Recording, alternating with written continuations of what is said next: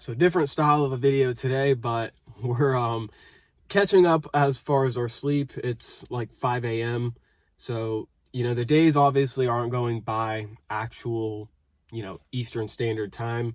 But I think today is like day 62 or 63. Currently, for the last few hours, we've been driving around doing Uber.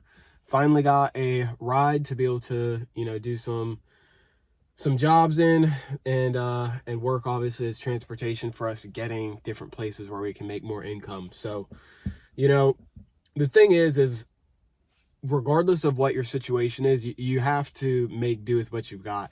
And my situation is really interesting because growing up, a lot of people perceived me and my family as super well off.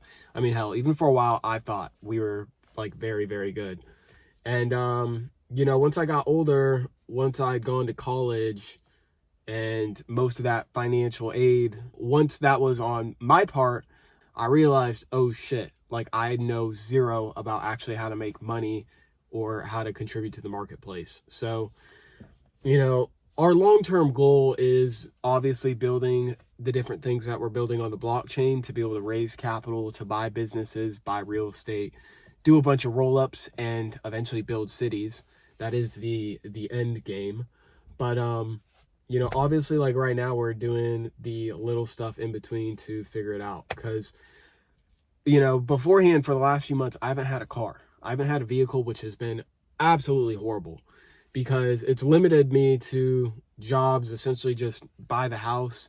And there's been little things that I've done here and there, but I haven't been able to find consistent work. So for a lot of young guys who may be in a similar situation, honestly, your best bet is not looking for just some bullshit job to work next to your house.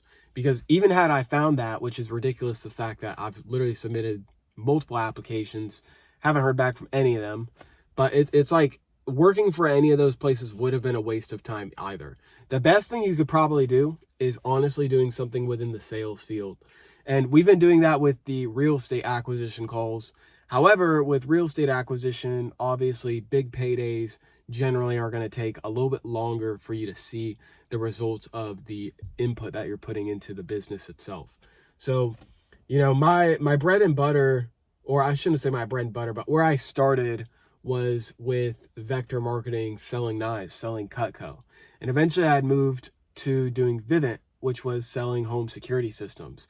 But regardless of whether you're selling solar, security, pest control, knives, when it comes to selling, it's a skill that you're not only going to apply at that job, you'll apply it elsewhere, but you're going to be able to leverage your time and your skill set for far more than what you're going to be able to get paid doing menial work that, any high schooler could be hired to do. And so, obviously with Uber, it doesn't take much IQ or skill or experience to drive, but we're using it as a means to have our flexibility, not be forced to be stuck around people who are going to lower the vibe, lower the mindset, because, it's not like these people are bad people, but do you want to be around a bunch of people who cannot imagine making over $100,000 a year? If you're trying to make $1 million, $10 million, $1 billion, probably not. And regardless of, how much you try to shield your mind from the things that are around you, you're subconsciously going to absorb so much more than what you're actually going to pick up, consciously. So it comes down to being able to, tailor and curate your environment to how you'd like. And so the nice thing with doing Uber is we're able to just ride in the car with our own thoughts. Some people like to listen to music. I think, the reason music is pushed is so that people don't actually think. But, even if you don't want to just sit in silence, you can just listen to a podcast, but you can tailor and curate, again, the environment that you're working in. The other nice thing is the flexibility of time. I can hop in the car, I can drive, and I can make money anytime that I want. And that allows me to not have to report in, not have to file 2 weeks ahead of time if I'm going to go and do some other stuff. Just a lot of the bullshit that comes with working a normal W-2, I don't have to deal with. And this is a super low return on investment as far as, you know, what we're putting in versus what we're putting out. It's depreciating the car.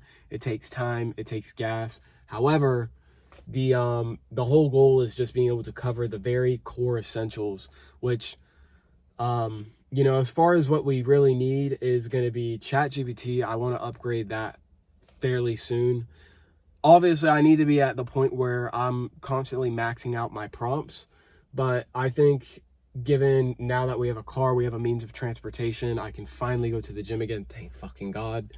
You know, I can go out and like just socialize, not be trapped at the house. And so it's definitely going to help as far as just getting our schedule back on track. And that should help with making sure that our days are productive. We're maxing out our prompts on ChatGPT, and we're really able to get in production mode as far as what we're building.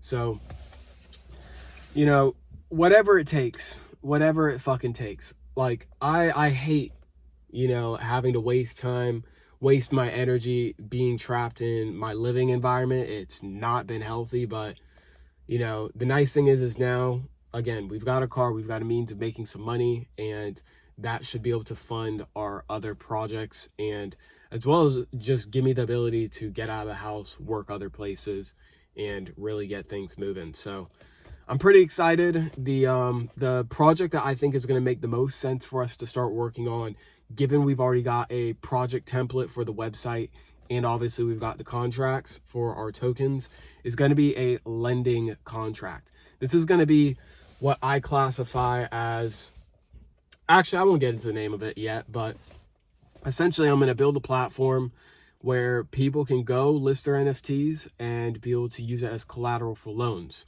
Now, it's going to be, you know, obviously a work in progress. Even once we have something that's operational, we're going to want to be able to build additional contracts to be able to work on other chains, to be able to do other functions, and ultimately improve user experience. But given, you know, I'm not having to do a ton of, you know, I'll still have to market, but, you know, it's not me coming to the, you know, the NFT space and being like, yo, like, I'm trying to raise $1 million. Like, I don't make any money right now, but, you know, trust me, I'm gonna make your $1 million, $5 million. You know, you have to build some type of credibility.